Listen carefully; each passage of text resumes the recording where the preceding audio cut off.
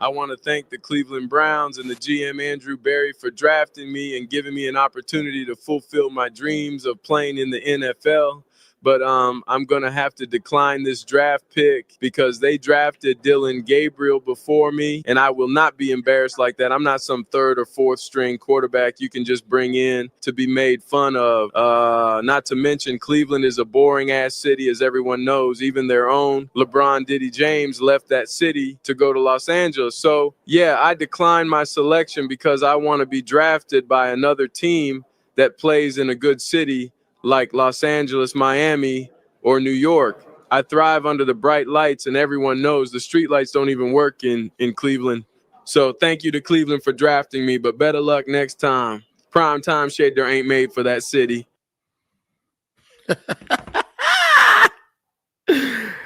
Hey, man, we got to talk about our boy. Shedeur Sanders, quarterback of the Jackson State. Then he became quarterback of the Colorado Buffaloes. Was very impressive in both of those ventures, bringing teams that had fallen into obscurity back to national prominence when it comes to football. He had a very eye-opening week last week, to say the least.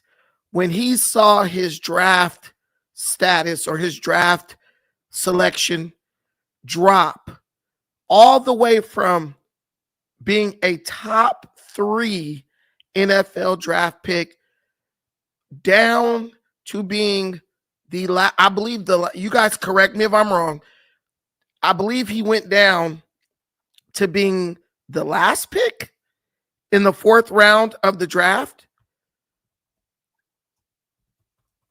Let me clarify that.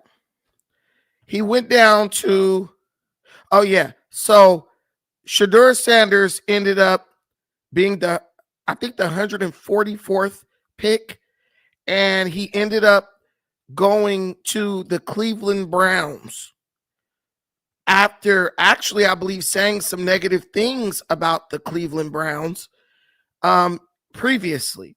Yeah, he's the 144th overall pick,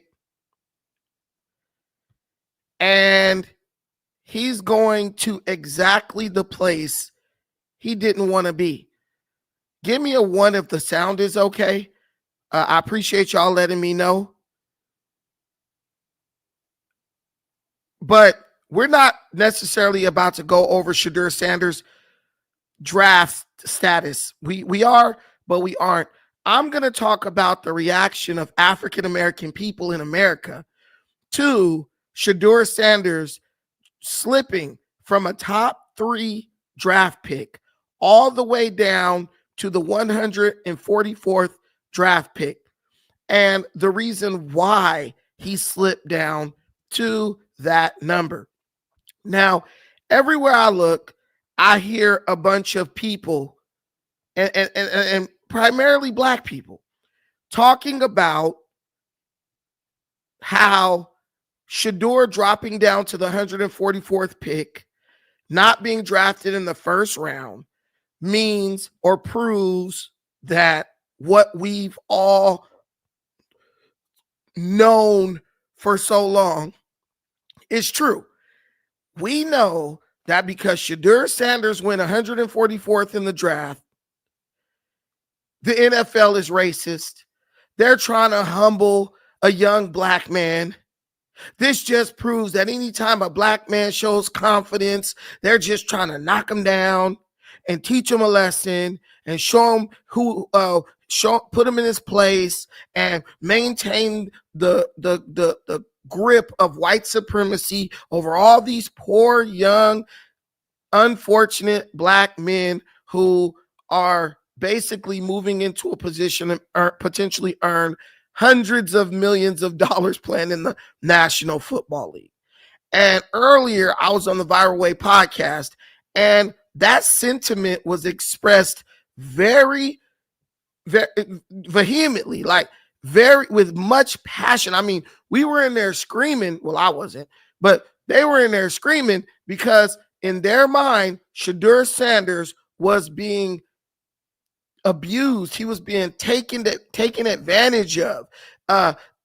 White supremacy was at it again. They're only mad at him because he comes from he has a strong father, and he's a confident black man who knows his worth, and all this yappity yap that you always get from black people when we do what we do best, when we start trying to excuse unacceptable, entitled, selfish, egotistical behavior. And I'm telling you, the black community cannot be depended on to correct a very cancerous and toxic mindset that has creeped into the psyche of our young black men, because we are so quick to try to apologize and excuse somebody and use racism as the reason why a person is missing out on an opportunity, that we are basically teaching our sons that they don't have to be accountable for the way they behave, and our daughters as well. That's a whole nother episode. We can get into that. But let's keep it a buck, y'all. Let's keep it a buck. Shedeur Sanders was dropped in draft status because of his damn attitude and because of the attitude of his father. It wasn't just him, but it was also the attitude of his father. What are we hearing about Shedeur Sanders from the GMs from the NFL, the damn owners of the NFL? What are we hearing about Shedeur Sanders? That he's a humble kid who was very respectful, showed up to every meeting, gave each team equal respect, no matter whether he wanted to go to that team or not, was very supportive of others, and basically wasn't acting like he was too big for his britches, right? That's not what we heard about Shedeur. And I know what you're going to say. Oh, man, those are all lies. They making that up because they're racist. But guys, we've sat through dozens of NFL drafts. This is not the first time we've seen this situation unfold.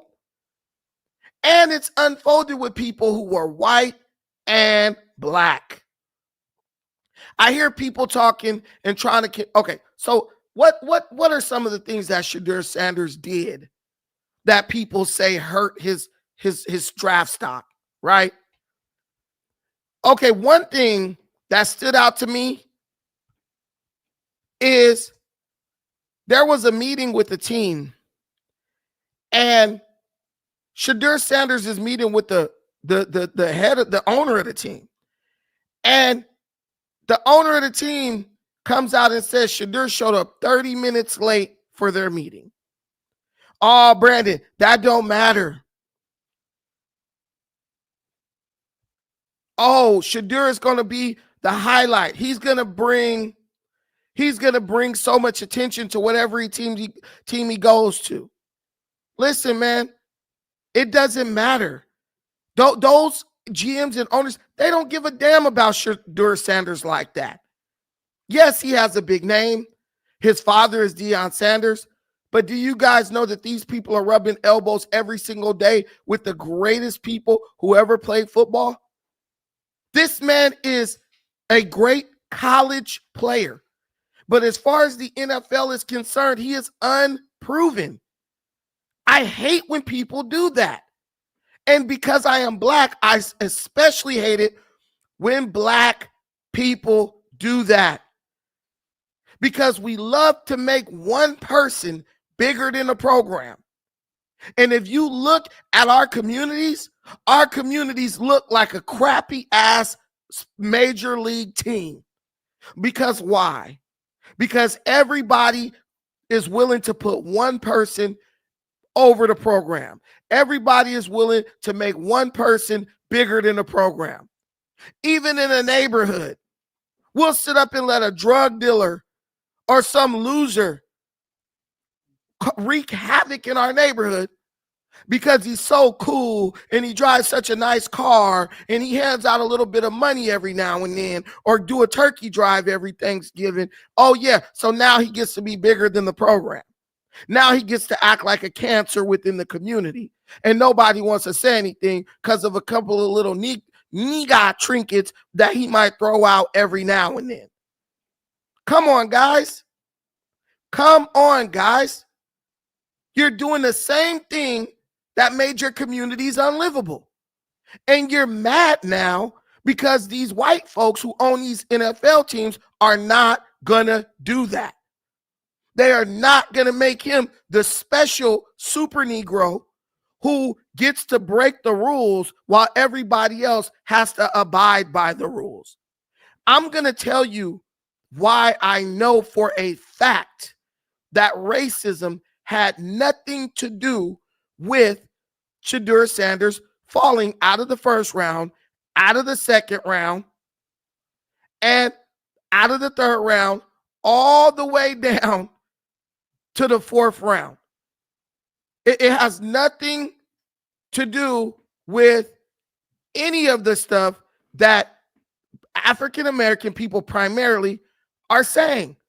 And many NFL commentators and analysts are saying the same thing. You have NFL players.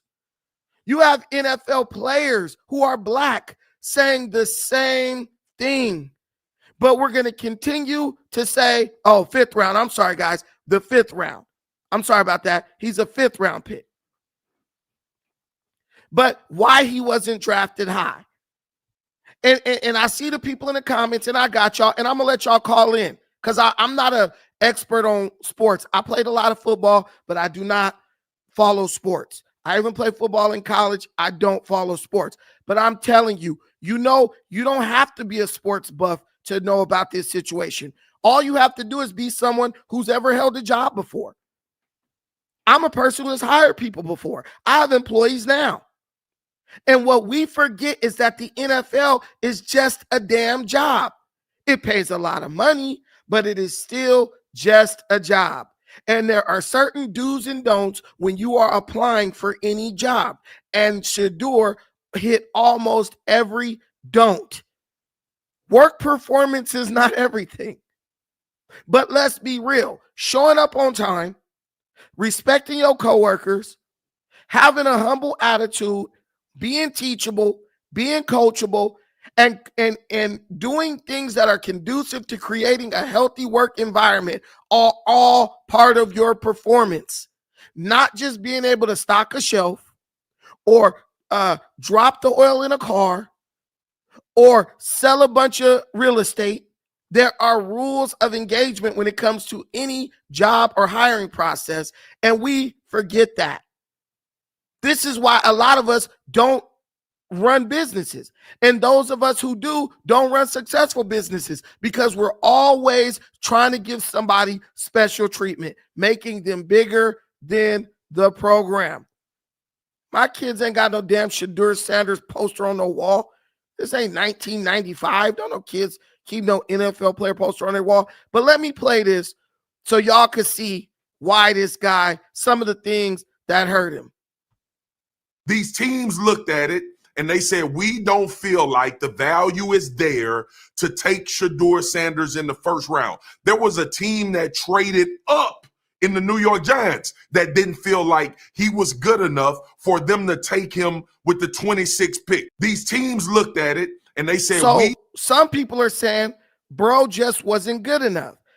He was just not someone who they were confident in delivering as far as his play on the field. If they dropped him, they picked him at a higher point.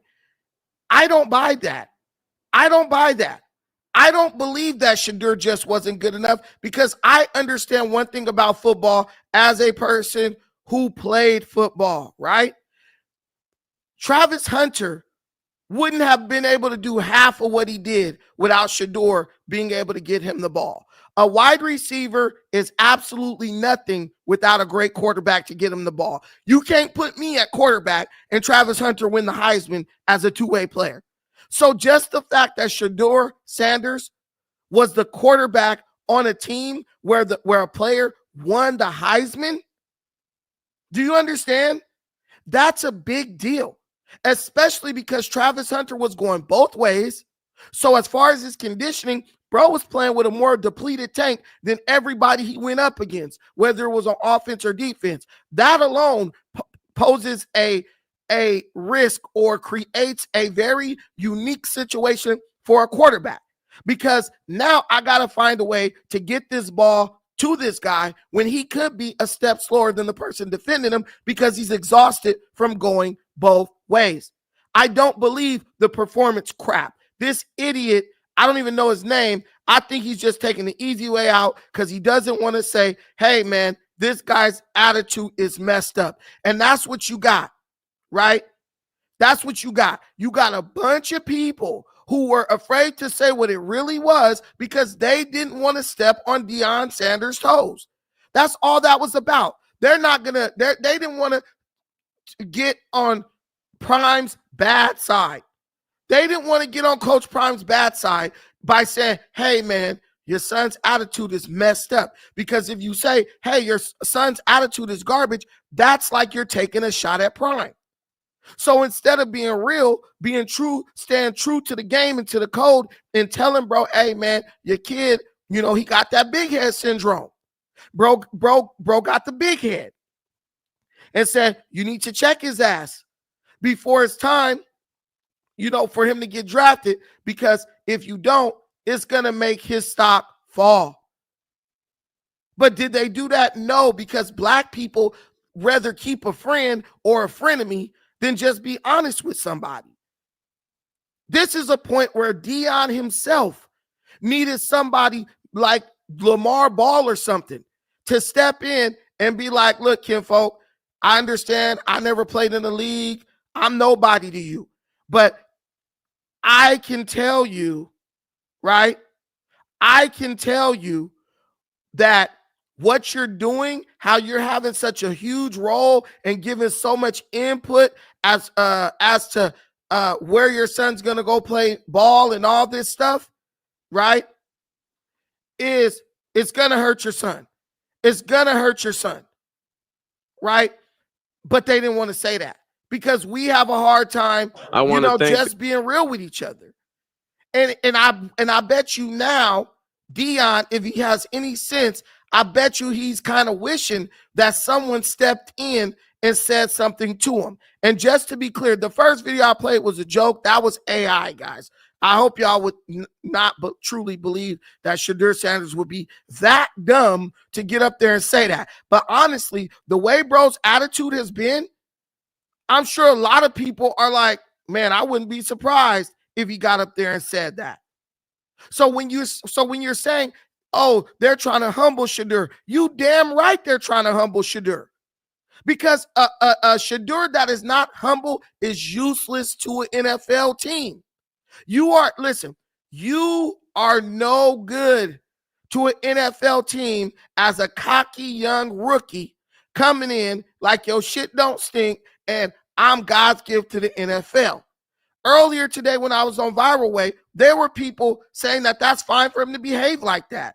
Let me tell y'all something that nobody's paying attention to who's just a fan. Shadeur's not going into a college team that sucks, like in Colorado, like Jackson State. Shedeur was trying to get on NFL teams with varying levels, who have experienced varying levels of success over the years. When you enter an NFL locker room, you're not just dealing with a bunch of rookies.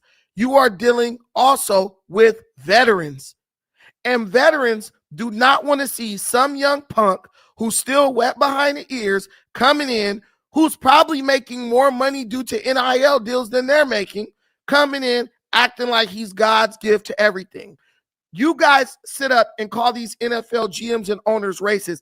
Do you understand that this dude's attitude could get him killed on the NFL field? What you gonna do if your little stupid attitude pisses off your O-line and they just let some 250-pound or 350-pound defensive lineman come straight through and crush you? And now you got a serious injury and you can't even play football anymore. You guys, our people don't think long term. All we do with our short-sighted nature is look for reasons to be offended and blame other people for the results of our actions. Then what you gonna be saying? The O-line didn't block for him because he's racist. What if his whole O-line black?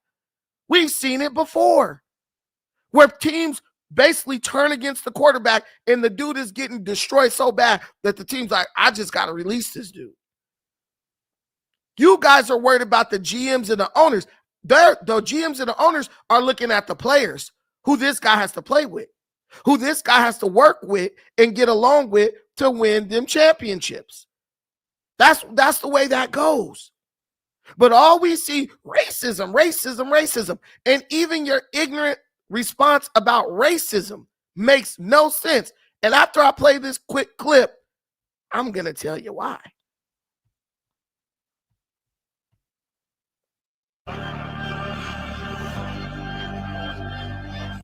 You know what? I think it's unfair for me to comment in I guess maybe on behalf of the industry. All I can say is this, the time that we spent with Shedeur, and what he's done throughout his college career is impressive. He's an impressive young man. He's a really good quarterback.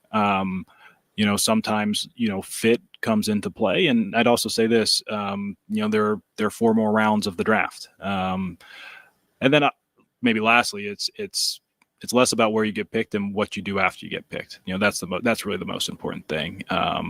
Getting to know him over the course of the spring, he has a ton of resolve, and I think he's going to find himself in a really good spot. Now, if you go back, I think they did a 30 for 30 on it. Eli Manning and his dad, Archie, they had the same situation pulled where he refused to play for the Chargers, and it was all kind of stuff speculating leading up to NFL draft. Nothing happened. He still went with a high pick. But another NFL legend, son, is not going with a high pick because... So I played that video because the sentiment of the guy who made this video is matching the sentiment of a lot of ignorant ass black people, right? Oh, this is the same situation with Eli Manning, where he said he wasn't going to go play with a certain team. And his dad was like, my son's not playing for that team. And it would probably be better if I knew the name of the team, but I don't. But I could find it.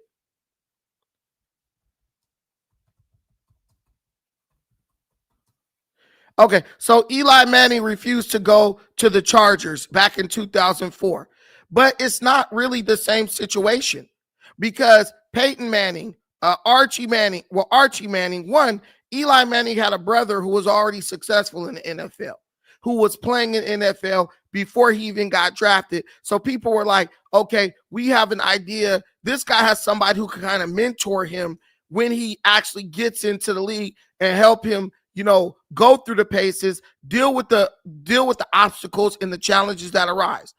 2, these dudes were not as blatantly disrespectful as Shedeur Sanders, and I would even say Dion Sanders have been towards the NFL higher-ups, owners, and GM, just with the language that they were using, going on talk shows, publicizing their sentiments, going outside of football to go talk to people, and basically, sass the NFL owners and GMs. Well, my son ain't going to this, and he ain't, and this dude showing up 30 minutes late, letting people know he don't want to play for the Cleveland Browns, letting people know he want to only go to a certain team. Bro, listen to me. You wrote a check that your ass almost couldn't cash. You ran your mouth too much, which is something that is very characteristics of a lot of black men, especially black men who are up in that elite level of income earners at 1%. They run in their mouth too much. And then when they get the results that come with running your mouth too much, all of a sudden you are a victim. Bro, how are you a victim? You are someone who is basically begging for a job, but you're going to tell the owner of the company what you are and aren't going to do, what you will and won't do, right? And then I see the king of Bakersfield, he coming up here. Oh, they prank called a kid. Bro, they said that was the son of the owner of the, I think it was the Atlanta Falcons. Correct me if I'm wrong, guys. I think it was the son of the Atlanta Falcons owner who prank called who prank called Shedeur Sanders. Yeah, so the sons of Falcons, defensive coordinator. They said it was the son of the Falcons defensive coordinator who made the prank call to Shedeur Sanders. But listen, that's what happens when you have a cocky attitude. People start looking at you and trying to target you, and they start trying to humiliate you. You acting immature. Why he can't act immature? It wasn't the defensive coordinator who did it. It wasn't the owner of the team who did it. It was the guy's son who probably could have looked at his dad's paperwork, looked in his dad's phone, and saw the number and called like, oh yeah, man, we gonna take you whatever, and the dude is all happy. If you remained humble with a good attitude, there would have been no motivation for someone to call you and prank you. Then people say, oh, it's because it's black. He's black. Well, what about Cam Ward? What about Cam Ward? I think his name's Cam Ward, right? This is all about racism. Can't be all about racism. Oh, Cam Ward's selection as the #1 overall pick totally destroys this claim that a lot of ignorant black folks are making about why Shedeur Sanders was not drafted in the top 3 or in the first round. Cam Ward comes from a strong black father and a strong black mother. Cam Ward came from the University of Miami. Cam Ward is an amazing football player. But guess what's the difference between Cam Ward and Shedeur Sanders? Cam Ward daddy wasn't all over the internet like he gonna tell the NFL owners and the GMs what they are and aren't gonna do to his son. Oh, that's my son. Don't nobody give a damn. At the end of the day, your son is a grown-ass man who ultimately will make the decision for himself. Your son could have did what what was his name? Lonzo Ball did with his daddy when he was like, Dad, you need to take a step back. Because I understand you want to support me, but it's getting to the point where in your zeal or in your desire to support me, you are actually now hurting me. Because now people are thinking that I'm not my own man and my daddy is calling the shots, even beyond my coach. I'm going to give you guys the link so you can come. I would prefer for you guys to come tell me I'm broke into my face. Like, here's the link. It's in the comments, guys. Y'all can say whatever y'all want to. But at the end of the day, you can't go to your damn job and tell your boss what you are and aren't going to do. Now, we do know there are a lot of black people who try to do stuff like that, and those people get fired. Those people get fired. They get let go or they don't get hired. And then you probably, and stuff in the attitude that I see revolving around the Shedeur Sanders situation, it kind of gives me some understanding as to why the black unemployment rate be so high.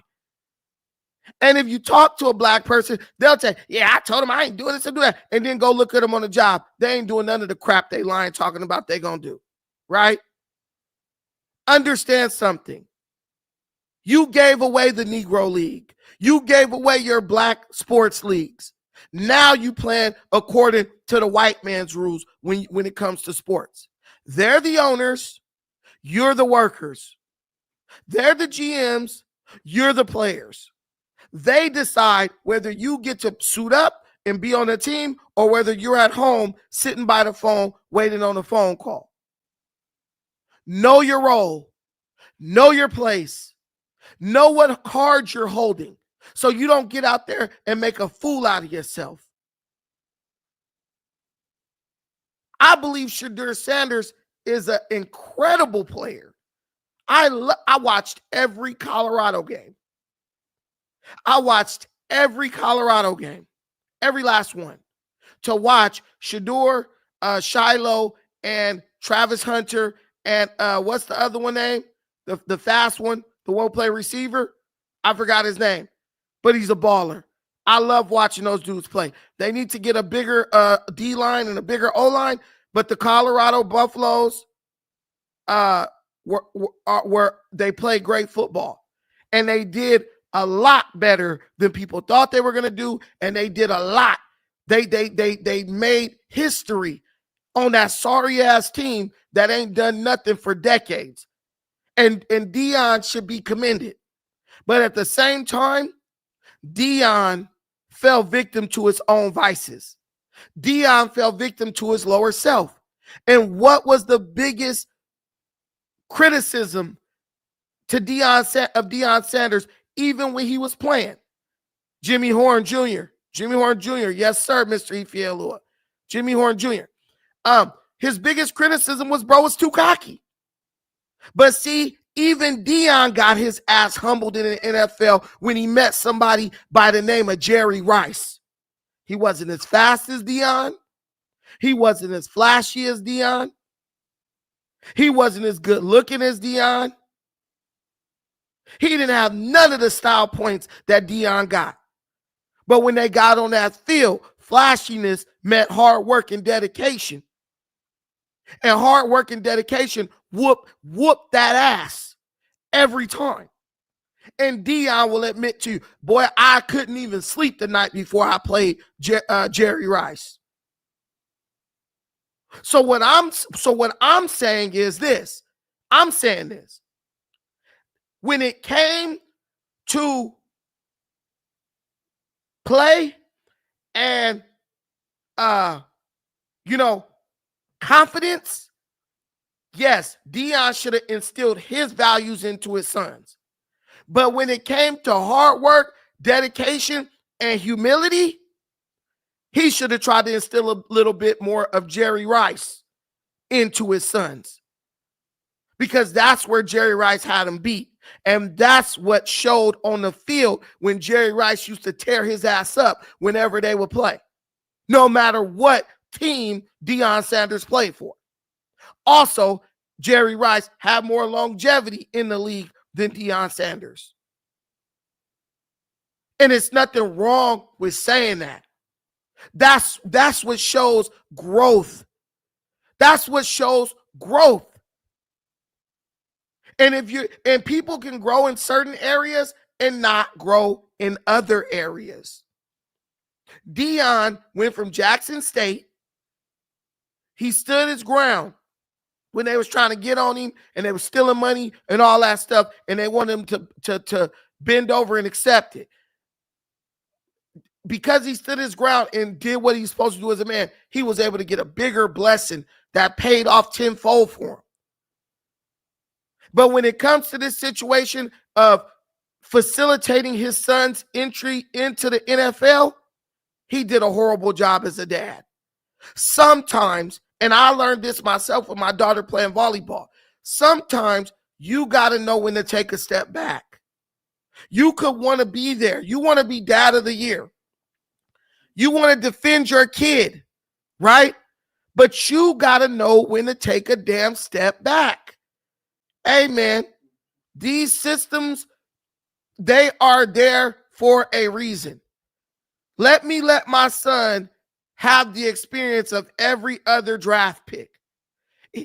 Shedeur Sanders is not the only kid in the draft with a damn daddy who's opinionated. Every kid in the draft who has a father is there because their father, right?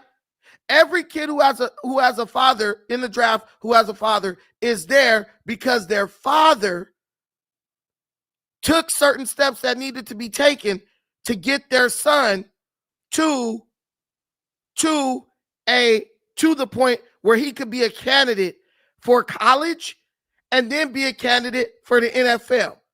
They've all done a good job with their kids, Dion. You just have the benefit of having played in the NFL.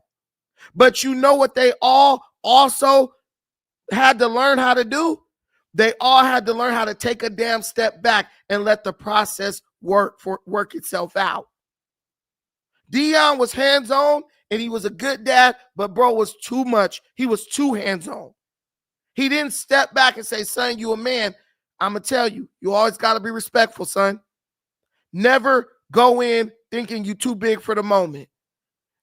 And yeah, you had adversity. And yeah, you worked hard. Yeah, you did. Yeah, you did. But that doesn't mean that anybody else didn't work as hard as you. Because let me tell you something that Shedeur Sanders, and I see you shaking my head and I'm about to let you up here. Let me tell you something Shedeur Sanders never had to worry about, that other players had to worry about. Shedeur Sanders never had to worry about not being a starter. Shedeur Sanders never had to worry about getting beat out for his position by somebody who was better.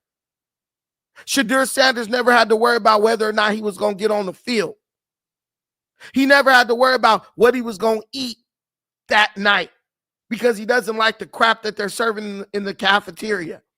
Shedeur Sanders never had to worry about, man, what if this football shit don't work out? What am I going to do? Am I going to be back in my hometown bagging groceries for a living? Shedeur Sanders had certain things he didn't have to worry about that other players worry about every single day. Whether Shedeur Sanders made the NFL or not, he was going to be fine. Because even if he didn't make the league, his daddy could have hired him to be the quarterback coach at the University of Colorado, and bro would have been making hundreds of thousands of dollars a year. He was good. They got another brother, I forget his name. Bro stopped playing football. Bro's still good.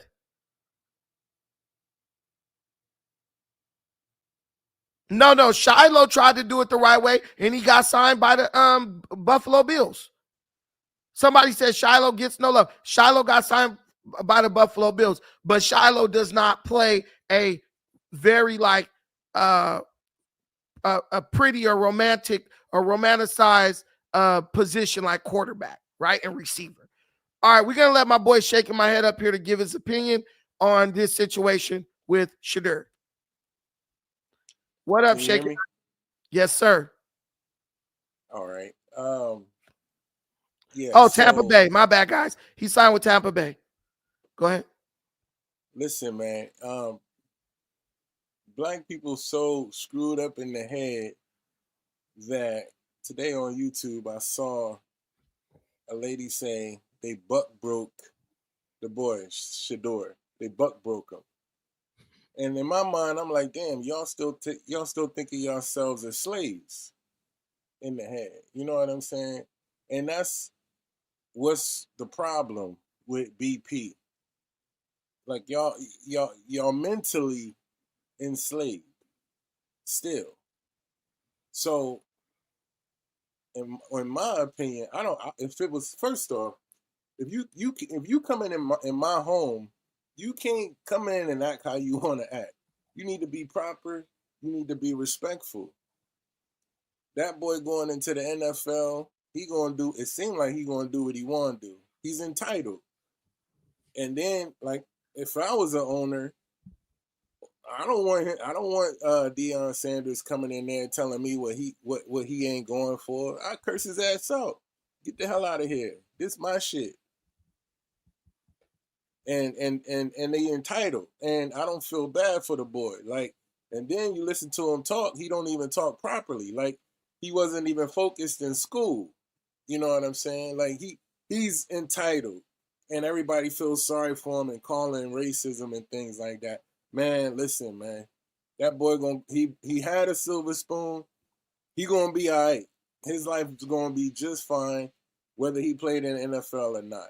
He got drafted. He gonna make millions, I guess. You know what I mean? People just gotta cut that out, cut that victim mentality out. and then you move forward. No, I believe you're totally right. Black people believe freedom mean we can do whatever we want to do whenever we want to do it, but don't understand. I don't even think we're enslaved or mentally enslaved, because we're getting paid to do what we do. What this guy's doing. He's going to make millions of dollars. You can't tell somebody who you want something you want something from, what you are and aren't going to do. That's not how the world works. So even if Dion Sanders is dumb enough to let his sons actually believe that, if he's dumb enough to let his sons believe that, well, he's just doing them a disservice. That's it. And Dion know better. But what Dion was trying to do was sell tickets and build all this hype up around his kids. And that's okay, Dion. Do that. But you forgot to tell your kids, hey, even though you see me talking all this trash, that doesn't mean that you act like me. That doesn't mean you've arrived. That doesn't mean you've made it. That doesn't mean you get to go out disrespecting people and acting a damn fool. But he didn't communicate that well enough to him. And, because Dion is cocky, he probably was, probably tickled him to death to see his sons acting like that. But at the end of the day, your daddy had to get a wake-up call. The guys, Dion has never and will never be as rich as an NFL GM or owner. He will never truly understand what's going through their heads. And he showed that by letting his son run around. See, because one of the dynamics people aren't getting that's new, and this is why I feel they made an example of Shedeur, is the NIL situation. You are now for the first time seeing kids coming into the NFL who are making more, some of whom are making more money than players who are currently playing in the NFL. They're coming in making millions of dollars. So as they come into the league, they're not coming with that humble attitude like, bro, I was eating top ramen every night before this. They're now coming in like, man, I'm making money. So they're getting that big head syndrome. They're cocky.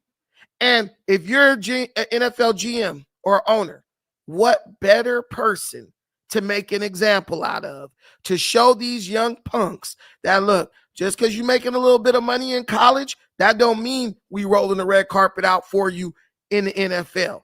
That means you should be even more grateful and humble because you are able to make money in a situation where for decades before you, people were not even getting a penny in that position, and they was eating in a school cafeteria every day, right? So I think what they did to Shedeur Sanders is it actually was perfect for the NFL because it allowed them to make an example out of a high-profile player with a high-profile parent and let somebody know, look, bro, you will never be bigger than him. So don't even think that you're going to be able to pull some bullshit because we did it to somebody who people thought were untouchable. And I think they're going to do a lot to help Shedeur make it and stay in the league for a long time. But I think they saw a perfect opportunity to teach a lesson, and they took advantage of it. What do you think, bro? That's a good perspective. My thoughts were always simple. I don't know. I never watched the boy play football, so I don't know the boy. But from what I see, he don't look like a good leader to me. You never watched Colorado? I never watched Colorado. I never watched college football at all. Yeah, I didn't really watch it either till he got in there. So, I mean, is he a good leader though? Because he is. He is. If he's a good leader, then okay, I retract my statement. You know what I'm saying? But from what I see, I'm a big Saints fan. I don't know if I would want him in the Saints. You know what I'm saying? Like I'm not a flashy guy. Yeah, I got the necklace on, but I'm not a flashy guy. I'm still humble. And for him to come on and talk all this, and I'm just not with that, man. The thing about Shedeur that impressed me was one, his accuracy. Bro could throw the rock, bro, because he has some great receivers. And trust me, they run game was was trash. So everything was done with his arm. So we know he could throw. 2, the boy got sacked so many times and refused to throw the ball. And people say, oh, he didn't just want the negative stat. But really what it was he know that their offense was so inconsistent, not because of him, but because of their offensive line being so damn undersized. He did not want to risk getting turnovers, and he knew he needed as many times to convert for yards and touchdowns as possible so that they could win games. When you're getting sacked multiple times during a game, getting absolutely obliterated, and you still get up and get under center, and you're dropping dimes on people, still coming in there, standing tall in the pocket, delivering a rock, that's leadership. When you take a team that really ain't won shit in decades and you get them to a winning record and you're in the conversation for the playoffs after coming from a HBCU, bro, like HBCU, you looking at little dudes on the O-line. You get to that D1, these dudes are twice that size and twice as fast and 10 times as strong. Bro showed exemplary leadership. It's too bad that he effed it all up by being a little asshole and a jerk. That's all it is. It's just a maturity issue, and that can be fixed. That's why he got drafted. Go ahead, Dr. Amos. Yeah, Brandon. Interesting topic, of course, big topic for everybody. What's up to the panel? What's up to the show? I did watch and follow Shedeur in Colorado. I thought he was very, very, very good for the school. The publicity, very marketable athlete, but there are several factors. He's not the most articulate guy. He's a mush mouth talking dude.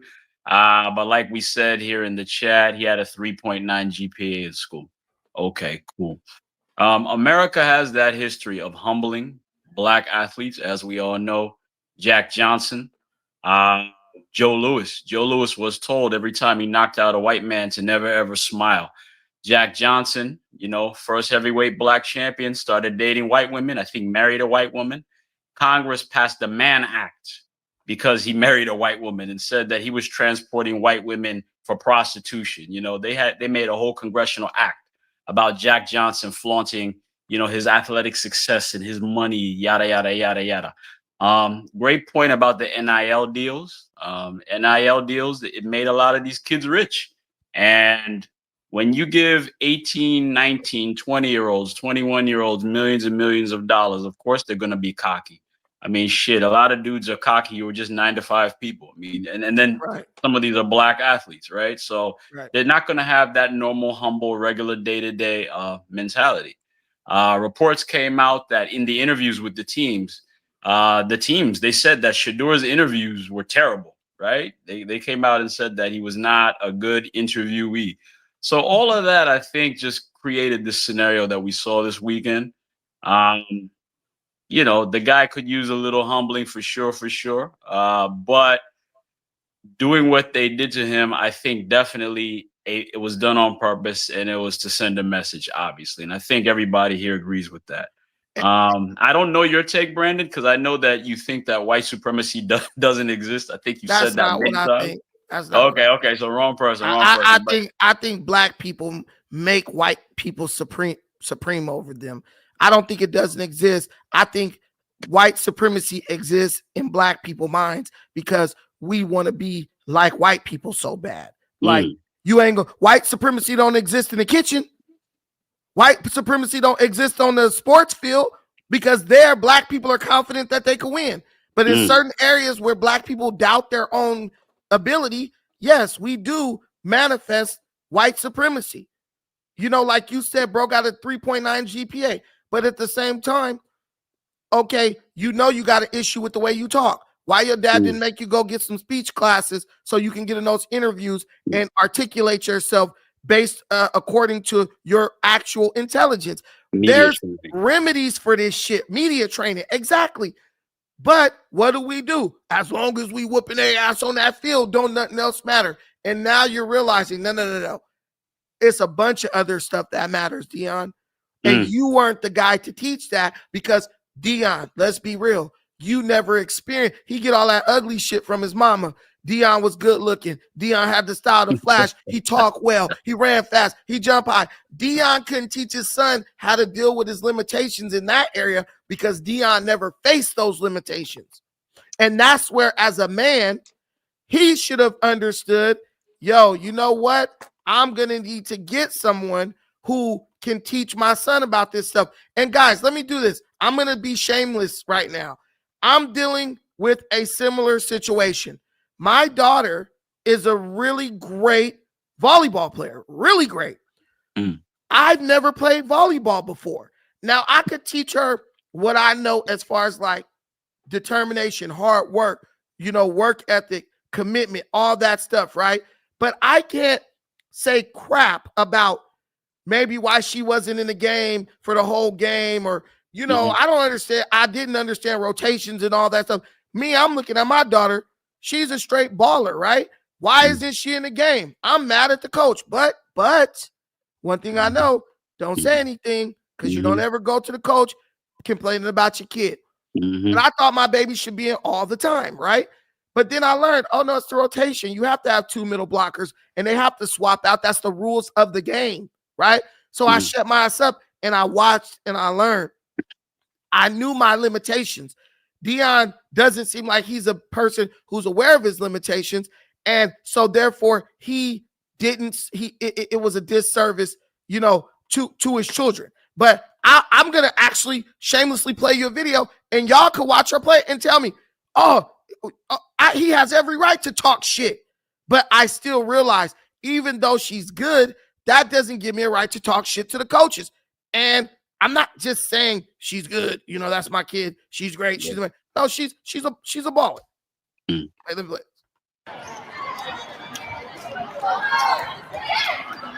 That's her in the middle. This is her serving.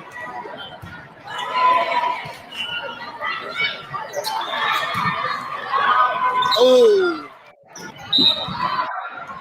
come on, man.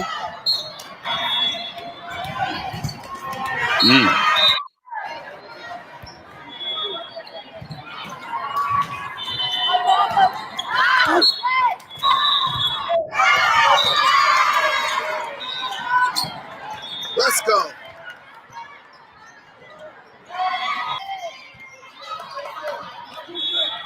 But all we've been doing, very winnable.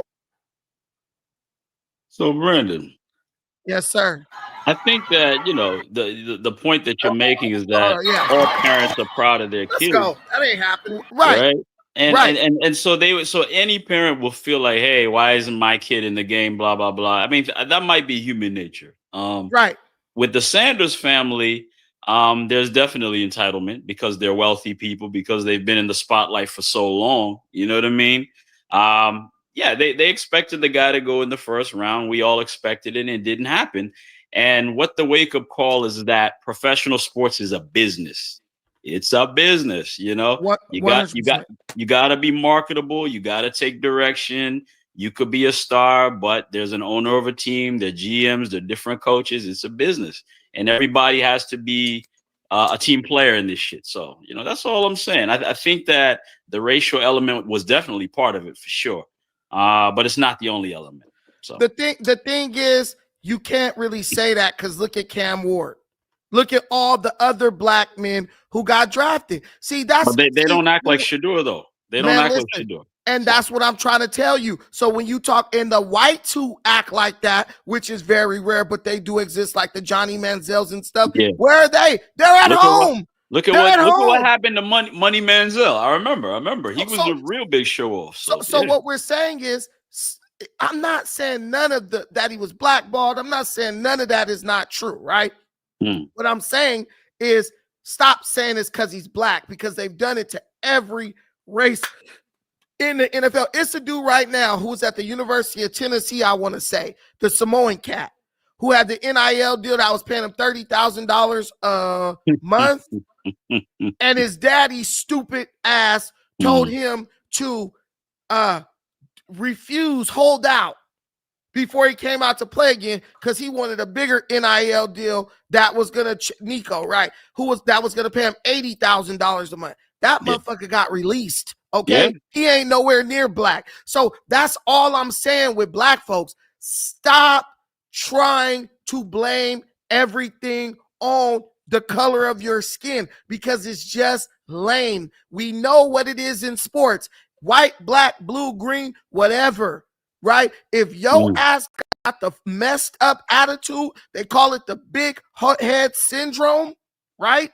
They call it the big head syndrome. It don't matter what color you are. Your ass will be either on the sideline or off the team. And if you played football, you know that. Cam Ward come from two great parents. He comes from a great school, University of Miami. We had Antonio Brown, cocky as hell. They still vouch for him in Tampa Bay, brought him over. Chad Ochocinco. Man, the NFL has had Dion Sanders. The NFL has had the most cocky dudes ever in the history of being cocky. Michael Irving, all these fools. The NFL embraced them because it ain't about just being big-headed and egotistical. It's about having the maturity to know that's the boss. No matter how good I am on that field, that's the man that make it happen. And it don't matter if the owner black, white, blue, or green. Everybody got somebody they answer to. And if you play in the National Football League, the owner of your team is the person. The GM is the person where you say, look, I could be like this with everybody else. But with these two, I'm the little dog in the room. You think Magic Johnson would have talked that type of shit to Dr. Buss? Hell no. Hell no. Don't get me started. Go ahead, bro. I'm sorry, y'all. Y'all go ahead. No, I wasn't saying nothing. I was just agreeing with you. Yeah, Jerry Buss wouldn't have stood for that shit. But then again, there was a time where even though players were very flamboyant or, they'd show up with a mink coat or some shit or be iced out like Allen Iverson, there was a line that they would not cross in terms of behavior because they were very happy to be on the team. You know what I mean? There was, yeah. No, yeah, 100%. But and that's why I'm saying that's even why I play. Of course, I was shamelessly bragging on my kid, right? But the whole thing I'm saying is, bro, I got a baller growing up in my house, right? It may be volleyball, but that's a fucking baller right there. Yeah, we got the letters coming, and oh my God, can she come to my clinic? And we're doing that whole thing. We're putting in work. But even then, you still have to understand we gotta stay humble. Because don't nobody owe us shit. Don't nobody owe us nothing. And that was the lesson Dion failed to teach his kid. Don't nobody owe you nothing. And no matter how good you are, you ain't walking in the NFL out throwing Matthew Stafford. You ain't walking in the NFL out throwing, name another good quarterback. I know him, but I can't even think of him. Drew Brees, right? You ain't going in there, John Elway, in your first season, right? Tim Tebow was pretty good. He's out the league. Baker Mayfield's pretty good. He had a tough road.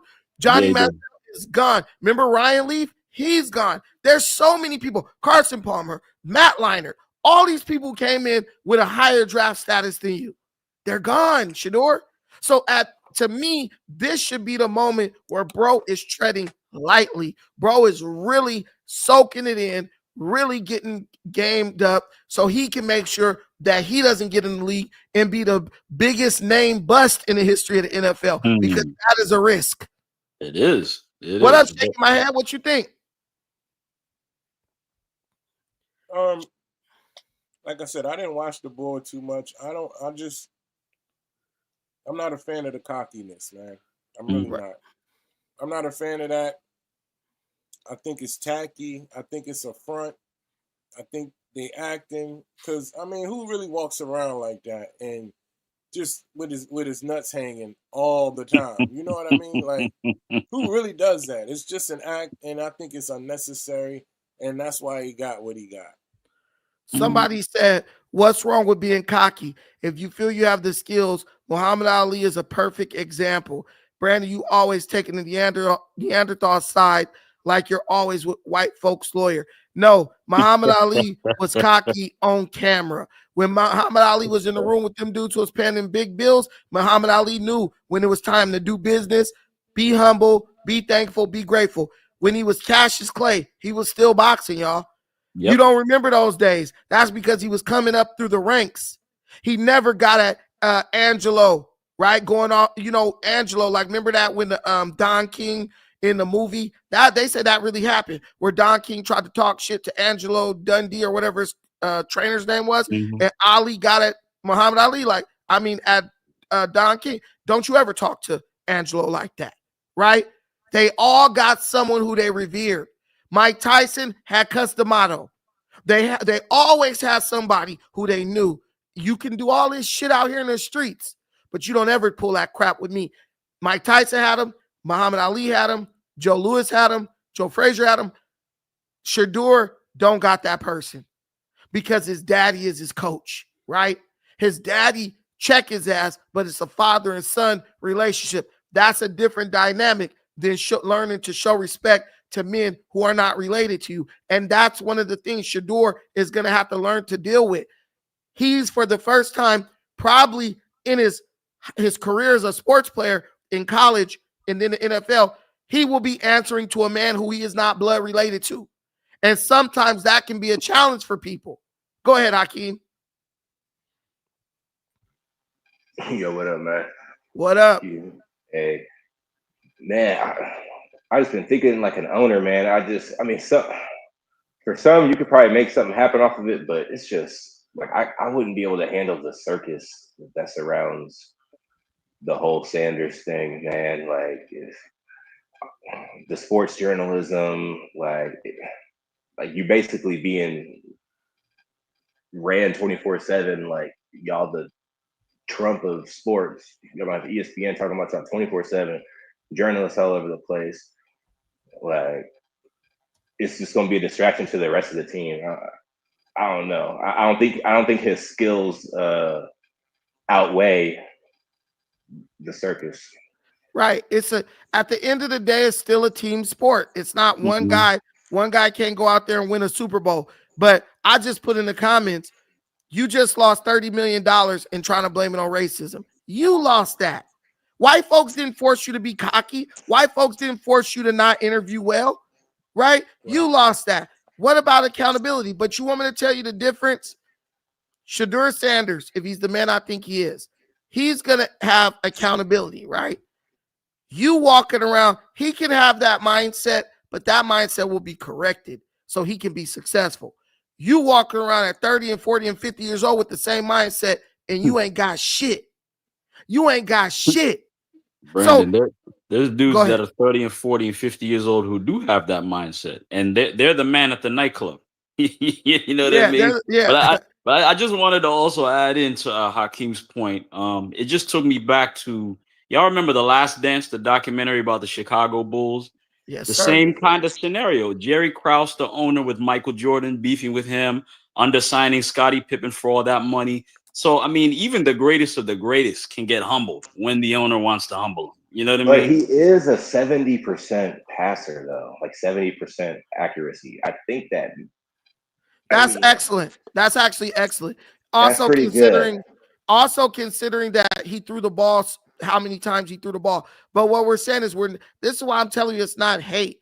I love Shedeur Sanders as a player, but he just did something really fucking stupid, and it cost him a lot of money. And I hope he learns from it. I hope he doesn't listen to the Black Peanut Gallery on the internet, a bunch of people who this is the only place where they could be tough because they go back to their job and yes, sir, master boss, right? Bro, learn from it. Be a man. Do you think the Browns keep him before season start? They're gonna keep him because him being on the team low. Purposes. Bro, do you realize they're gonna have sold out games? Yeah, it's gonna sell mad tickets, the jerseys. Yeah, just to bench him. They're gonna have sold out games. Probably off the bench. Yeah, but I want to point out something, and I make you guys small for this one. I want to point out something that nobody else is talking about, and I'm gonna give you a perfect example of why allowing someone like Shedeur Sanders to do what he tried to do could be detrimental to the NFL as a whole.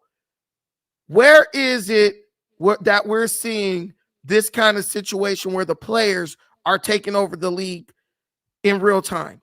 It's the NBA, right? LeBron James is damn near running the Lakers, right? He handpicked the head coach. He did nepotism, got his son a contract when his son really shouldn't be nowhere near the NBA at this point. He probably should have played 4 years. Bro got a $7 million with the contract with the Lakers to play in the G League, right? Mm. That's called nepotism. That's called cronyism, right? Where the Mhm. players become bigger than the team and the general managers and owners capitulate to the players. Well, guess what? The NFL, the NBA viewership is also down by 45 or 49%. No one's watching the shit anymore. Why? Because the players have taken over the league. The owners are being too damn soft because it became an activist league. You got ex-owners like Mark Cuban freaking trying to be social justice warriors. You got dudes like the owner of the Brooklyn Nets not immediately cutting Kyrie Irving when he was saying his anti-Semitic crap, and not saying I have a problem with what he said, but I'm just saying you're at work. You work for a Jewish dude. You're just being ridiculous at that point. But what I'm saying is this. Look at what happens when you do what black people would want the owners to do. Let the player dictate what happened on the team. And look at what happens with the NFL, where they say, hell no, we know how to run a football league better than the guy sitting on the couch drinking a beer with barbecue stains all over his damn t-shirt. And guess what? NFL, listen, this is a stat. The NFL draft, right? The NBA, its highest viewed event is the NBA championship. That NBA championship last year peaked at 12.6 million views, right? Boston That was Celtics. the Boston Celtics. Mm-hmm. That was the highest viewed event in NBA history. The NFL draft, just the draft, peaked at 13.9 million views. An event that doesn't even involve actually playing the game outperformed the NBA championship. Why? There's a lot of contributing factors. But what I'm telling you, the fans no longer are interested. Because why? The players have been allowed to create an environment where it is pseudo competitive. You don't got rivals no more. Players is somebody brought up in the viral way earlier. Bro, LeBron and AD, the Lakers down by 7 in the damn playoffs. LeBron and AD sitting out in the middle of the court just chopping it up like they're on a golf course. Bro, what the hell is that shit? Don't nobody want to watch no player run league. Because if the players run, that's like letting the employees run the grocery store or run the company. The employees show up to work to do as little as possible and get paid. But when that GM is driving your ass, that owner is like, nigga, I'm ready to get rid of your ass if you keep on scoring 7 points a night. It brings the animal out in you. Now you think you're going to see Kobe outstanding in the middle of the court just chopping it up with Tim Duncan like they're on the golf course if the Lakers are down by 7 in a 7-game series and they down 2-1 or tied at 2-2? Hell fucking no. But that's what happens when you let the players control the league. The NFL is the healthiest sports league in the world. And I would say even beyond the soccer leagues, it's the healthiest, most stable league. It makes money on par with what soccer's making per capita. And there's a reason for that. Because those rich, white, racist dudes that y'all hate, they know more about running the business of football than your black ass ever will. And don't you forget it. And be thankful for it, because your son can't read, but as long as he can catch, he got a chance to make $1 million. His damn daddy wasn't going to create a league for him. Thank that good white man for giving your ass an opportunity. He said your son can't read. Nah, no comment on that, man. Hey, I'm just being real, though. Like, sometimes you just got to get greasy with black people, bro. I got to say, name one thing black people ever did. Name one thing you ever got black people to do by being nice to them. Not a goddamn thing. Like, there's no need to like to make this about race. There's so many things they could have made this about. Like, it's the whole making it about race thing. Like, it's boring. It's boring, you know? Like, if everyone was like, man, this dude's stats, there's no way he should have been, lower than the first round. Okay, you know what I'm saying? But the whole like, oh, it's because it's racist. It's like, I mean, it's more so. I mean, I could say if it was like devious or whatever, it would be more so because people don't like cocky people. You know what I mean? Like it. I mean, Dion's a winner. You know, Shedeur, we'll see, right?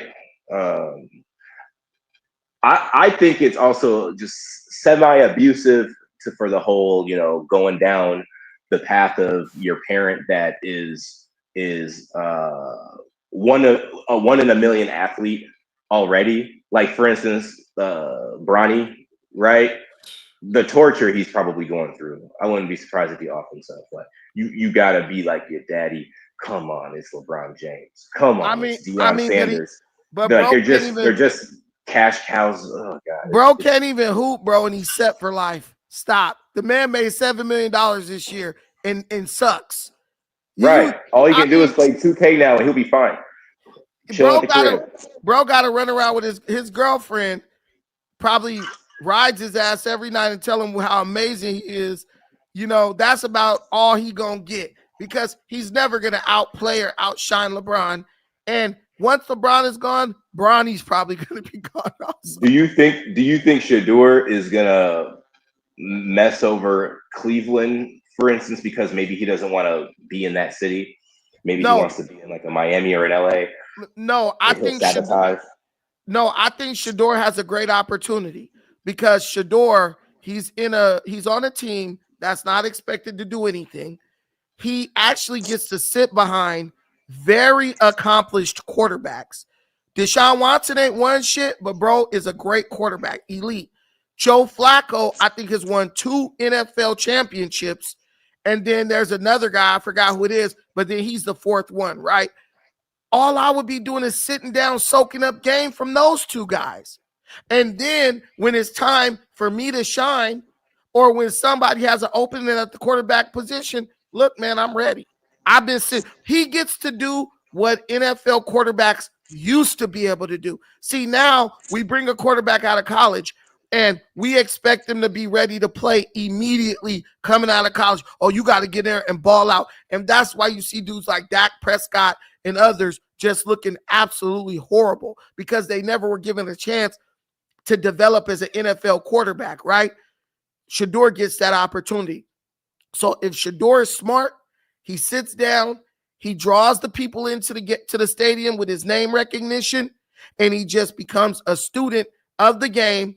He learns everything he can, and then he breaks out in the next 2 to 3 years and is a straight baller. I'm telling you, it's possible. You got a 2 Super Bowl winning quarterback. You got another quarterback who very well, I mean, Deshaun Watson, if he can't teach him nothing else, he could teach him how to get a hell of a contract because Deshaun Watson got the damn near the biggest contract in league history.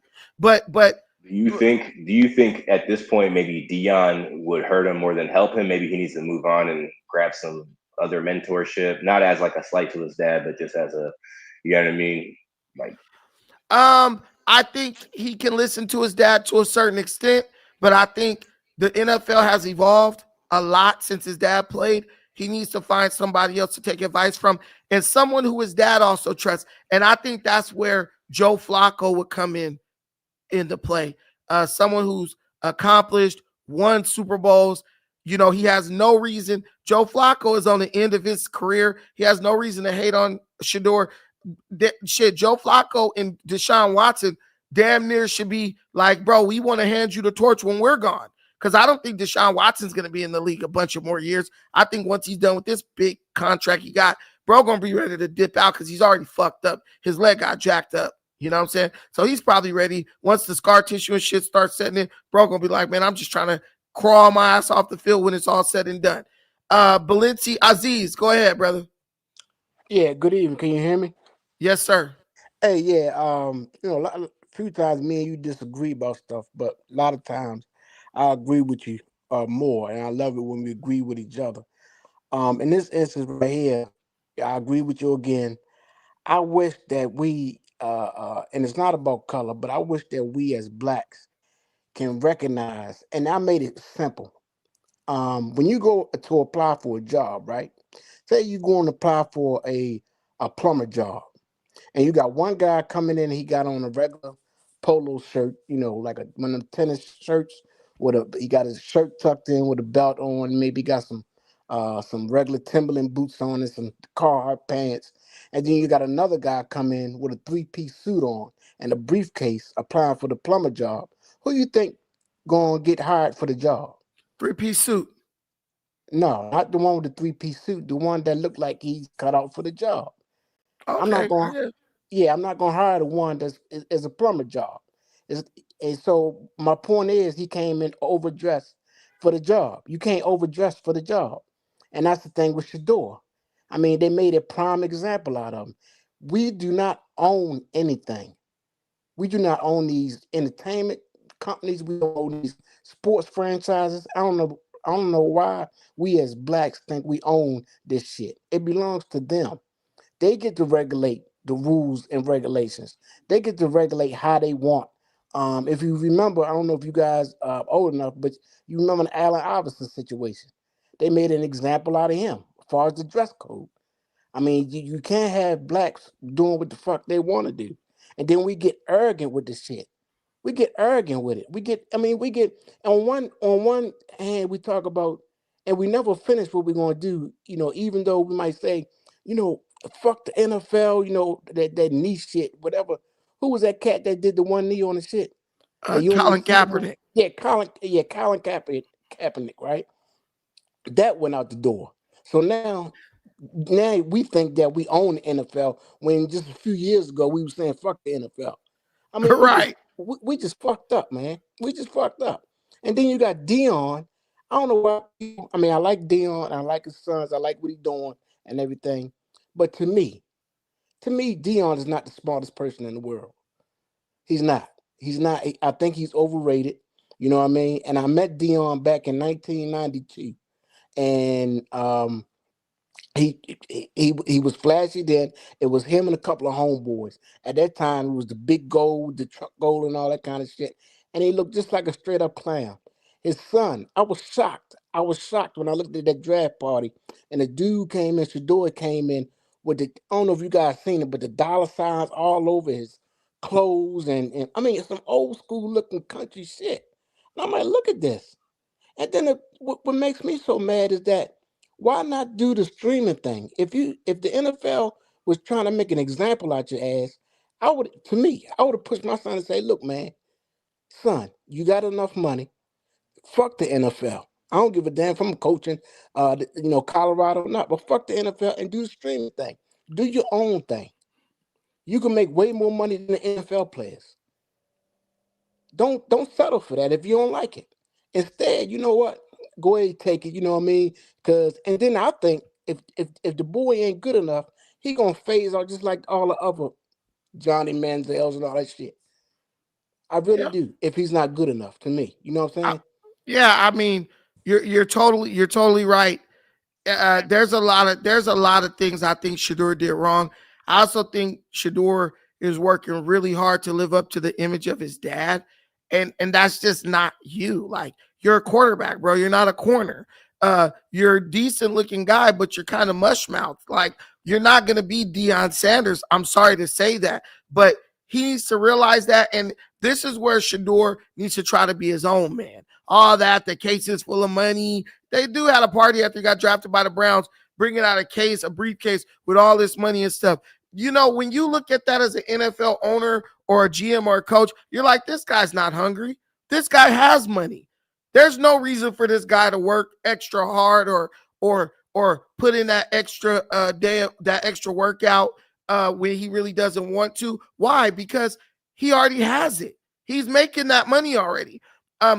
It's just black folks love to tell everybody what they got, but the Bible says never let your left hand know what your right hand is doing. And I think somebody needs to whisper that in the ear of Dion Sanders and his son. As far as I'm concerned, they would think I'm broke as hell. I'll be walking around in a Tiger Woods jacket with a goddamn ascot underneath it, looking crazy as hell every day, because I just wouldn't want them to think like, yo, this guy's comfortable. This guy feels like he's arrived. This guy feel like he's made it. I'll be wearing Chuck Taylors and a pair of damn Levi's hiked up around my ankles, just so these dudes would just be like, nah, this dude's a nerd. He's a square, but he could throw the ball. And let me tell you, when you look at the guy who plays for the Baltimore Ravens, Lamar Jackson wasn't cocky. He wasn't like flashy. Bro literally was just like, I'm coming in to put in work. And he's balling. And that's why, even though his stock fell, he turned around and got a big ass contract. Because he said, look, go ahead. I would say that based on how they made his draft result turn out, they made it so all that effort his dad put in to raise his son's stock and market him and it was pointless, because with how he played anyway, he most likely would have been brought into the NFL. And now what they did is just extra. I don't know. And just like Brandon said, unnecessary. And just like, not to mean to cut you off, but just like Brandon said earlier about his father being wanted to be like in the front of shit. If you guys remember, right before when he was doing Jackson State, when he was coaching Jackson State, Dion didn't even have a name like that then. You know, I mean, of course he's gonna be Dion prime time, one of the best athletes ever. But after that, you know, right before he got picked over Colorado, we wasn't talking about Dion or his sons. I mean, let's be real. You think it was more about Dion than his son? You think Dion wanted to relive his, or just as much, And to me, Dion still got to prove himself as a coach. I mean, he did some good things for Colorado, but shit, Colorado was at the bottom of the damn barrel. And before I go, I give you another prime example of another athlete, but this athlete is, Floyd Mayweather, probably one of the best ever, right? I said about 7 or 8 years ago, I told my homeboys, and they get mad at me. I said, Floyd is spending so much money. I guarantee he's probably gonna die like almost broke. He gonna. You can't compare his money to our money. I'm poor man money. I mean, and I always tell people there's a difference between being. I hate to say it. There's a difference between being nigger rich and wealth. I'd rather be. I don't want to be nigger rich. I really don't. I want to be rich. You know what I mean? And the thing about Floyd Mayweather, he was another flashy one. I mean, and then it was real sad because Floyd started trying to sell. He would buy like 2 or 3 homes in Miami, right? And I seen where he was living.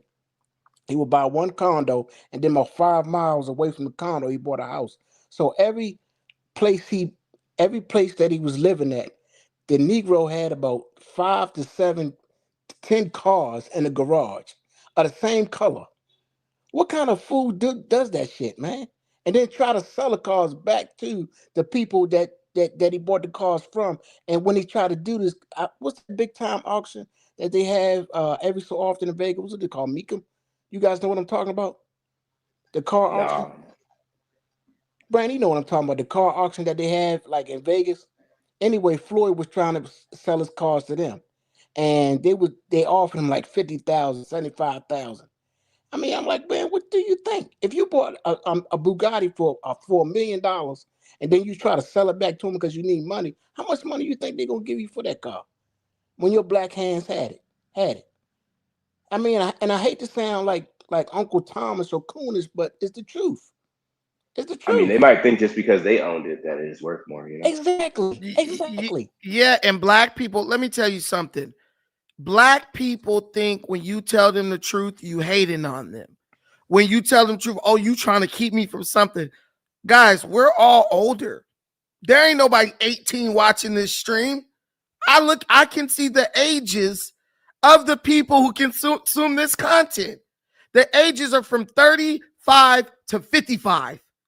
So damn near everybody watching this knows better.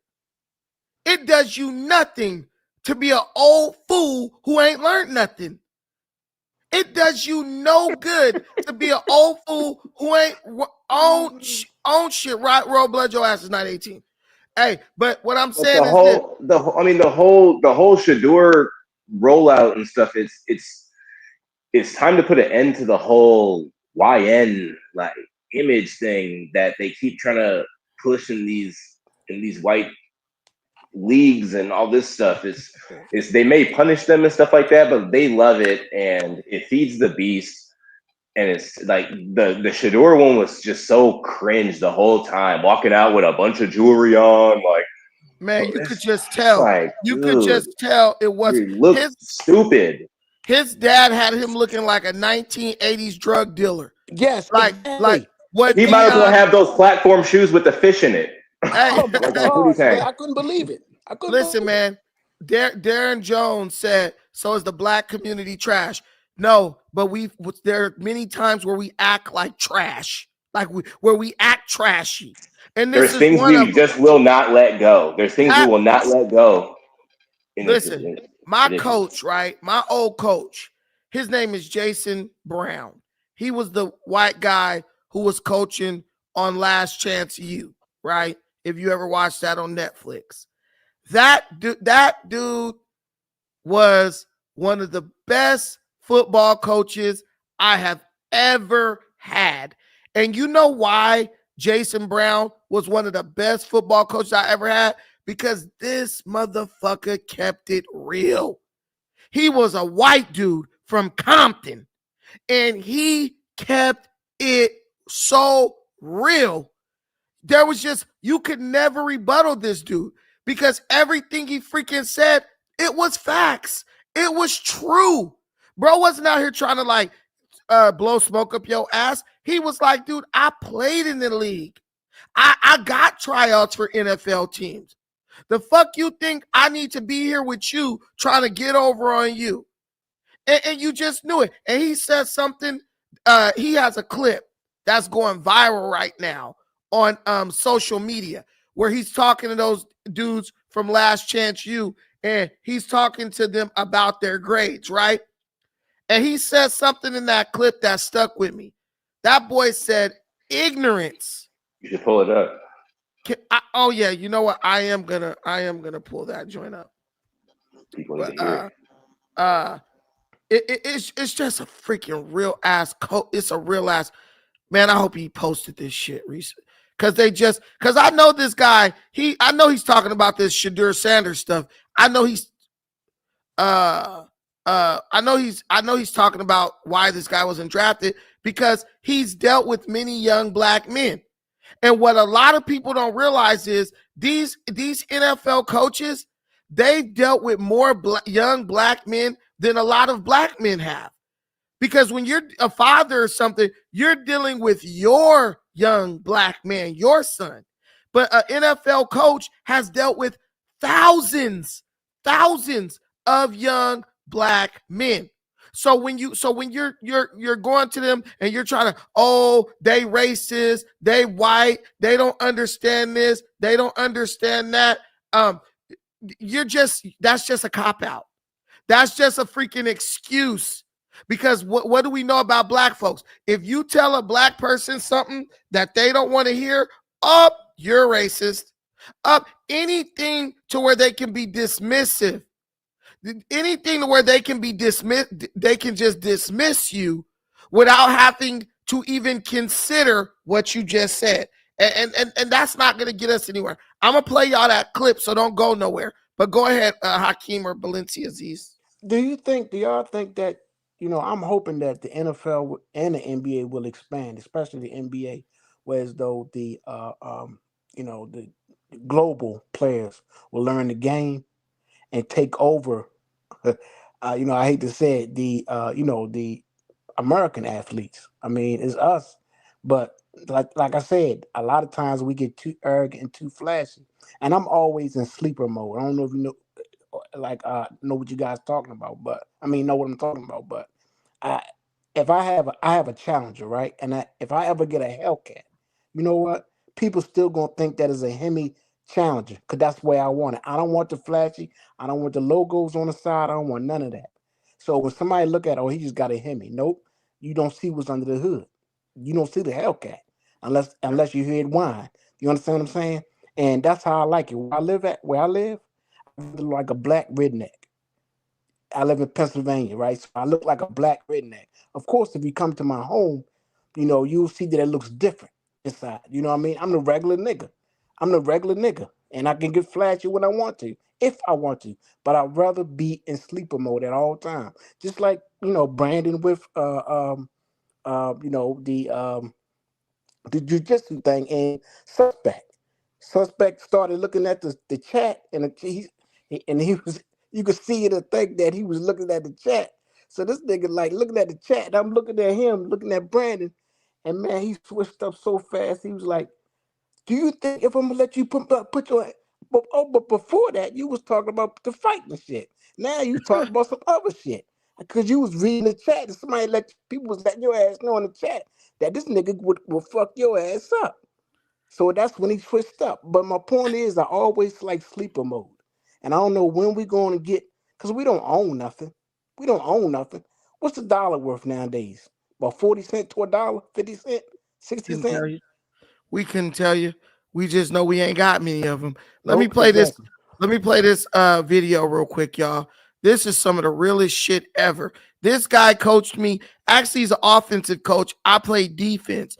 Bro used to be like, my damn nerves, because I was like, I was good at, at defense. But bro, like this guy not only coached me in college, he went back to my old high school and became the head coach there, which is crazy after I played there. But this guy is just, he has a rough delivery, but just listen to what he's saying.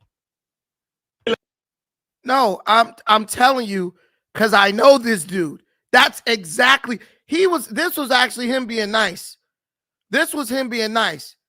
Because if his ass wasn't on TV, he would have just got rid of a bunch of people he didn't even want playing anyway. You know what I'm saying? Sometimes you just got people because you need to have a certain number. But this is bro being nice. And bro was a baller before he was ever on Last Chance U. Bro was You living would in have a went big in there ass, suspending people.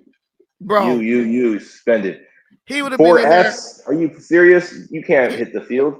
Yeah, I went to Cabrillo. Look, people who played for him is right here. They in the comments. Yeah, I went to Cabrillo. But I'm telling you, bro would have went and get the fuck out.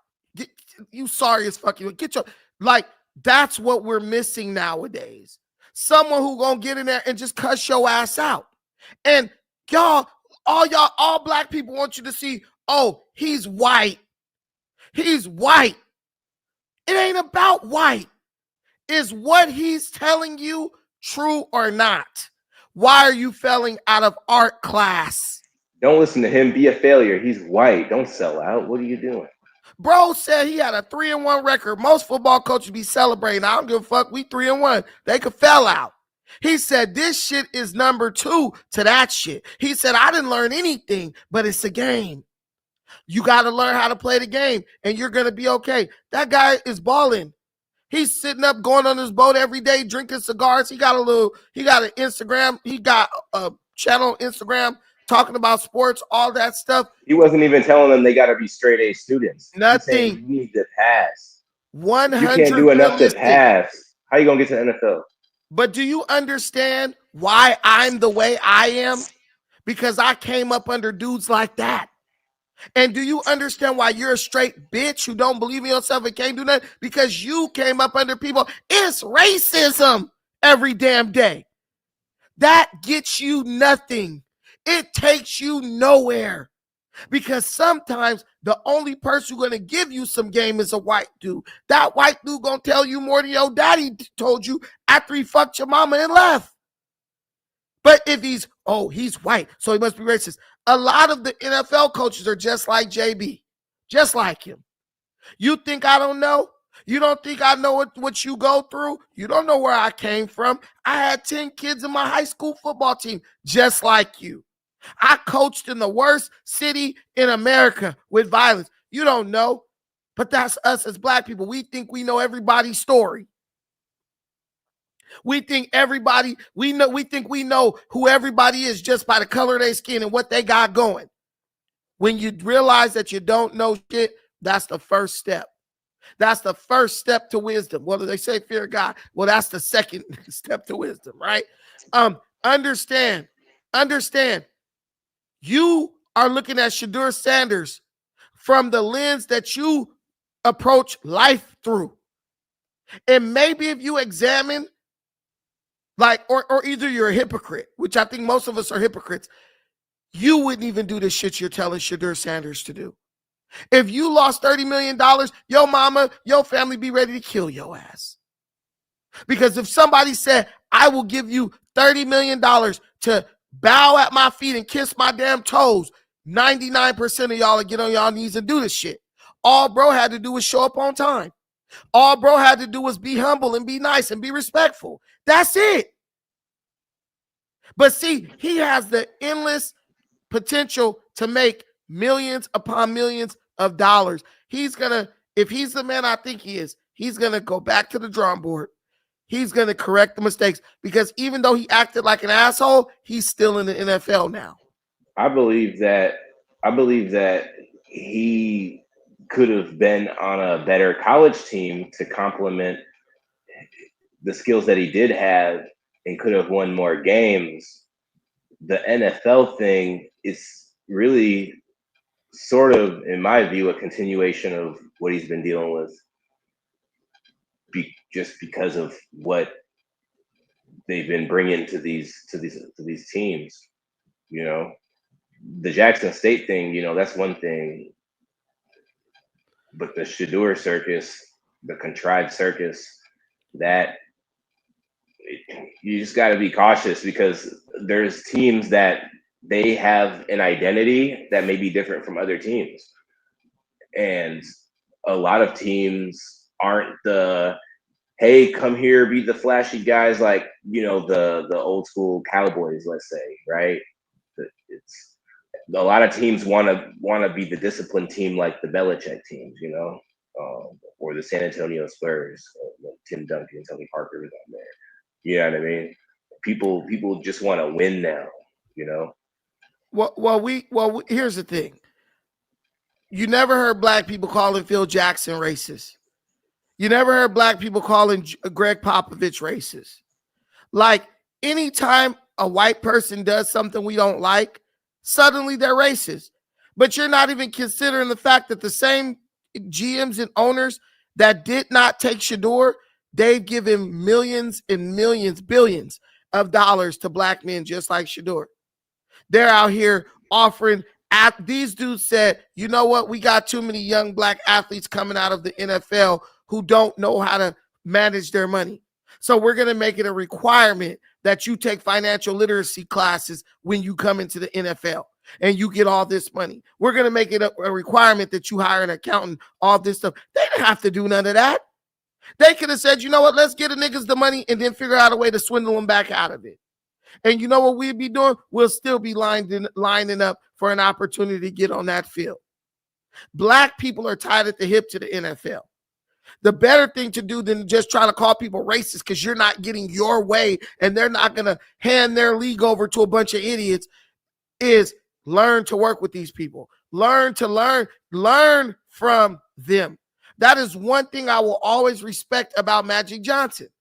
Magic Johnson always highlighted how much respect he had for Dr. Jerry Buss. Just because and Magic Johnson came from a two-parent home. But guess what?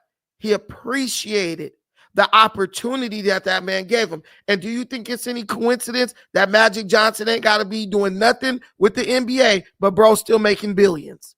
You know why? Because he learned.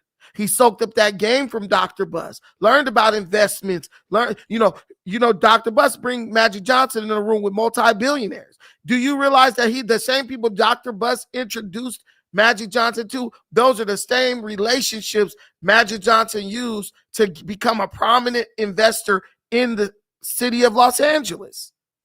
Understand that. How you think bro became part owner of the Dodgers? All those people know Magic because of why? Dr. Jerry Buss. And there's nothing wrong with that. But I just hate this narrative. Oh, it's racism. It's racism. Shedeur, racism. It's just a lazy way to go through life. And if I got to get 69 people watching because I'm telling you that, be thankful that somebody's willing to be honest with you, while everybody else is just creating echo chambers to tell you what you want to hear. And you watch it for an hour and leave dumber than when you turned it on. Let me get this super chat. Shout out to my boy Robert Lee Williamson. I was showing my dad all your jiu-jitsu matches on YouTube after I showed him your argument with suspect or no jumper. Laugh out loud. That's funny. Thank you, my brother. I appreciate the $10 holler. Hey, man, listen, that whole situation, I mean, I just let the dude crash out because that's what he is, a crash out. I mean, it does nothing for me to beat that dude up. Nothing. And that's what I'm saying. A lot of black people, oh, you got marked out. No, man, I'm matured. I grew up. I'm no longer the hot-headed 20-year-old who would have been ready to fold that dude up and put him to sleep. No, if you I'm don't not escalate it as much as possible, then you're a disappointment. Bro, listen, black people just sat up and talked about Carmelo Anthony was right to stab that white boy for quote-unquote putting his hands on him. In an environment like this, why would I touch somebody first?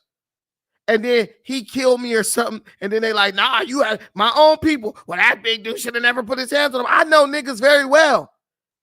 So you know what I did? I sat there. If that dude come in my space, put it or try to touch me, it's on and cracking. But I won't be the person to initiate nothing. Because I know that my own people are so ignorant that if I was to jump up and pop off with that dude, even though he's sitting up there threatening me and stuff, they will find a way to make me the bad guy. So I played the game right along with our ignorance. And, oh, you should have did this. You should have did that. Well, okay, I should have jumped up and beat up suspect. But y'all ain't say that when Austin Metcalf was telling bro to get up from under his tent. He did what y'all telling me I should have did to Metcalf. I mean, but it would have been nice for people to see the bully get bullied, essentially. You know, see him get shook up. I mean, I honestly was just firing off on white dudes that ain't gonna hit you back. I honestly think he did get shook up. I truly and honestly believe that what I did hurt bro's ego and his reputation more than anything, because basically I proved that you could say whatever you want to this dude and he's not going to do shit about it. Remember, when bro took off on Kelpie just said, you a bitch. And then bro jumped up, spit on him, and started beating him up.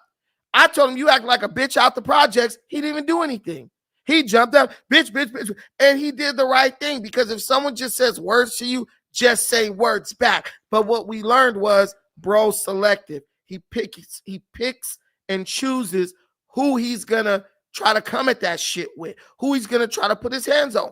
That killed this guy. If you look at the comments, they're destroying him because they were like, I thought you was the dude where if somebody said, you was willing to go crazy. No. The worst thing that can happen to a crash out or to a young, ignorant black man is for someone to expose that he has the ability to think and make decisions based on the pros and cons. And what did he say? I agree that the psychological warfare can be good enough in a lot of situations. Bro, this guy literally had to admit. See, this is what they think. This is what black people do.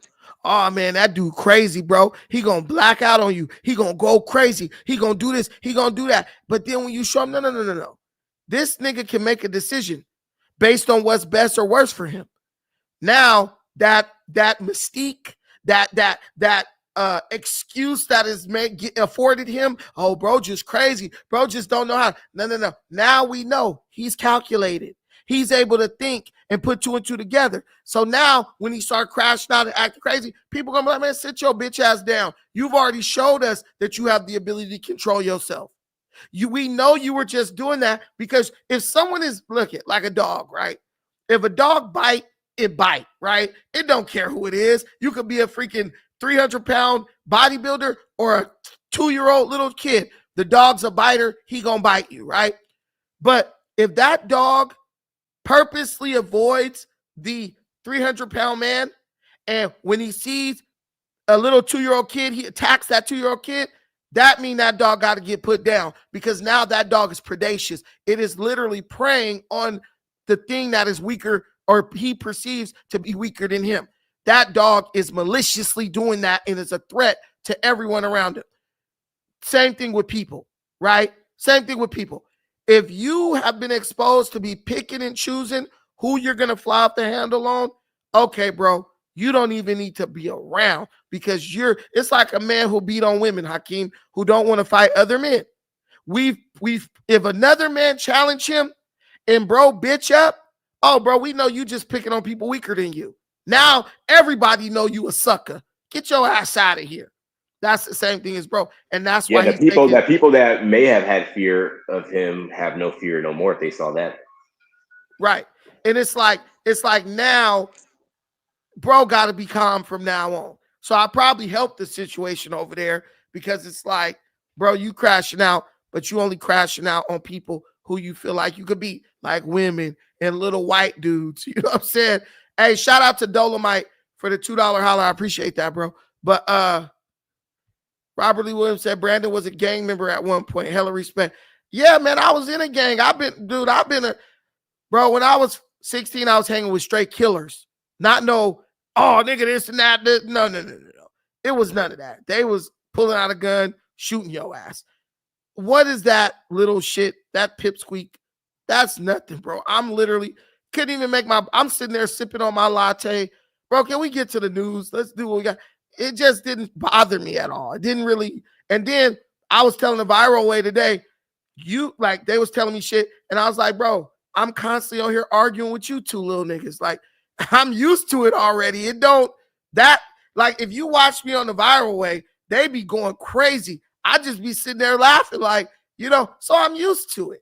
So bro was dumb to think that was going to work on me because I'm used to little dudes barking at me all the time when I go over there. So whatever, man. I'm not taking that shit serious. I wish bro all the best, but let's just know you're never going to make me not say what I want to say. And that's what it was about.